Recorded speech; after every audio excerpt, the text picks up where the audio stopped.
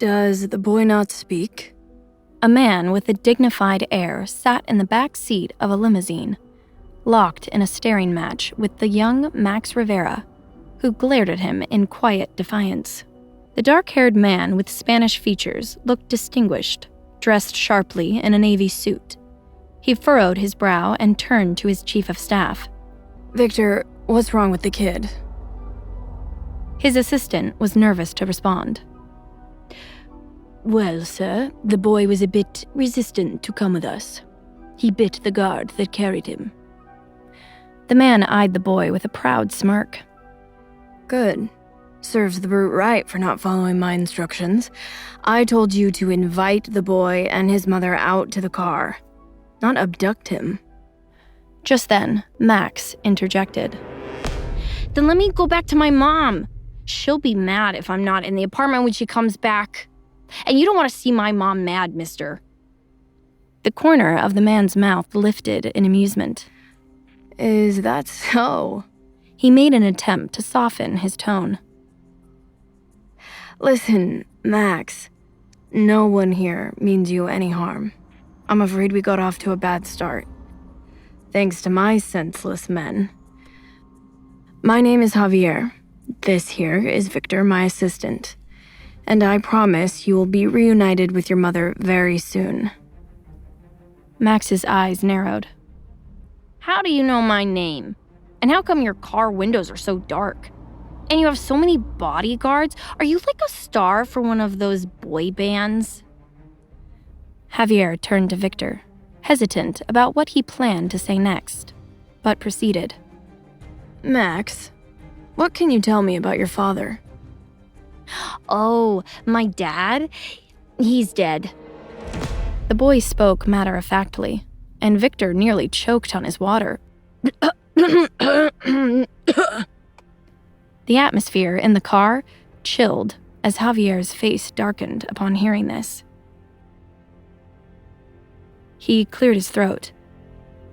Well, what if I told you that I'm your father? Max studied Javier's face with confusion. So, are you a ghost? An exasperated sigh left Javier's mouth. No, not a ghost. Wouldn't you like to have a father that's alive? How about you come and spend some time with me? My house has a pool, basketball court, and there's even a horse stable. Do you like horses? Max looked at his so-called father, intrigued. Does your TV get CNN? Victor interrupted with a chuckle. Sorry. I think the boy meant CN, the Cartoon Network. Max flatly corrected him. No, CNN, cable news. Impressed, Javier lifted a brow. Smart boy. I have over a dozen TVs, all equipped with more than 50 international news channels. Max sat back, dropping his guard. Your house does sound cool, but my mom would be sad if I went somewhere cool without her. Can she come too? Before Javier could answer, a member of his staff popped into the car. Sir, there's a situation. The VP has requested an emergency video call. Javier grunted in disappointment. Very well. I'll take the town car back to the office and leave this one here. He turned to Max with an apologetic grin. I'm sorry I have to run, but I look forward to spending more time with you, Max. An unknown emotion flickered in Javier's eyes. Something bittersweet, but hopeful. Goodbye. Meanwhile, as Javier hopped into a town car that sped away, Amelia was ushered into the limo and reunited with her son. She rushed to him, relieved to see him unharmed. Max, thank God. You're okay? I'm so sorry, sweetie. The elevator got stuck again, and when I got back... Max took her hand. Mom, it's okay. I'm all right. Still perched in the corner of the limo, Victor chimed in. Miss Rivera, on behalf of my boss and myself, we are deeply sorry for the misunderstanding.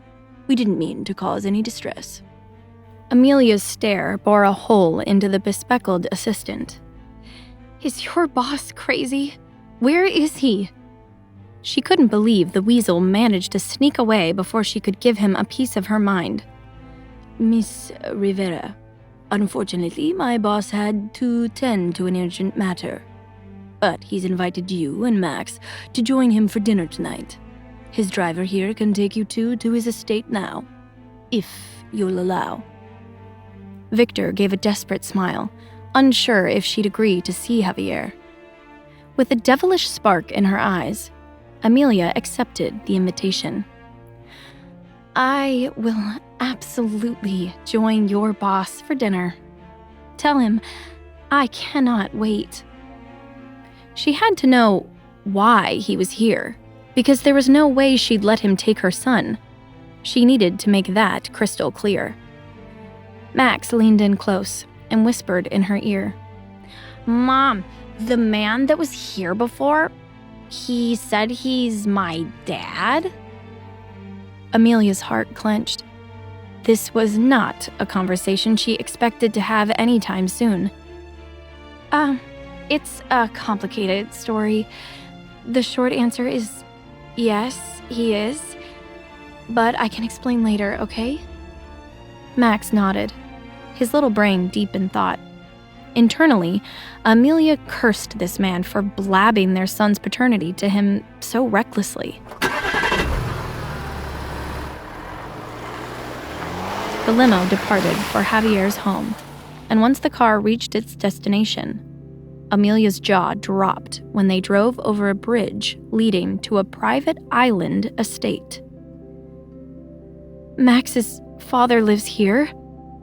She gathered the guy was wealthy, but she didn't think he had private island money. The car pulled up to a palatial Spanish-style villa surrounded by palm trees and lush greenery. Max was in awe. Whoa. Is this a house or a hotel? When they entered the home, they were greeted by Mr. Grant, the head butler. Good evening, Miss Rivera, Sir Max. Dinner will be served at 8 o'clock. Until then, we've prepared a guest room where you can bathe and make yourselves presentable for the occasion. Amelia bristled inside. Presentable? Who does he think he is? The King of England? I have the urge to present him with my fist. Mr. Grant escorted the two through the estate filled with dazzling chandeliers, modern art sculptures, and antiques Amelia knew had to have cost a fortune. The butler let them into a bedroom suite the size of Amelia's entire apartment. Max bounced onto the plush bed, unable to contain his excitement. He never stayed in a place this grand. These will be your quarters for the evening, Miss Rivera. A hot bath has been drawn for you. And in that closet are the array of evening wear and accessories in your size. Wait, what? Was he serious? Amelia flung open the closet doors to find a rack of high-end designer dresses and heels.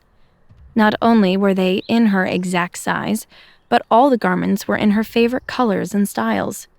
It was eerie. Mr. Grant, is your boss some sort of stalker? Mr. Grant smirked. My boss is very thorough. Please don't hesitate to call should you require assistance. The butler excused himself. Overwhelmed by the events of the day, Amelia stepped into the bathroom to splash some water on her cheeks. There, she came face to face with the bath the staff had prepared for her. And, oh my God, it was a scene worthy of a goddess. The marble tub was adorned with wild flowers and fruit, and on the ledge was a champagne platter. Amelia scoffed. How presumptuous to assume I would undress and bathe in his home? If her baby daddy thought lavish pampering and designer gowns would make her forget his sins, he was sorely mistaken. Although she had to admit that one cream-colored silk gown was to die for. But she'd never give him the satisfaction of seeing her in it. He was going to get her the way she came, a tad sweaty, in leggings and a hoodie. Resolute, she reached into the water to pull the plug and drain the tub, but stopped when she got a whiff of rose oil. Damn, that does smell amazing. She was suddenly tempted to take a quick dip. No one would have to know, and her stress level would certainly benefit from it. No, Amelia, get it together. This was no time to be seduced by aromatherapy. Focus on the task at hand. Tonight, she would finally stand up to the villain from her past. And with that, she grabbed the plug and pulled it out. By the time she came out of the bathroom, Max had fallen asleep on the bed. She tucked him in, and his groggy eyes peeked open. Big star? Yes, little moon. Amelia responded with her nickname for him. It's kind of cool that I have an alive dad. Can we keep him? Amelia stroked her sweet boy's hair. We'll see, baby. Get some sleep. She knew not having two parents like other kids bothered Max deep down, but he never complained about it. This instant attachment he seemed to have grown to the man gave her mixed feelings. 8 o'clock arrived, and Mr. Grant fetched Amelia for dinner.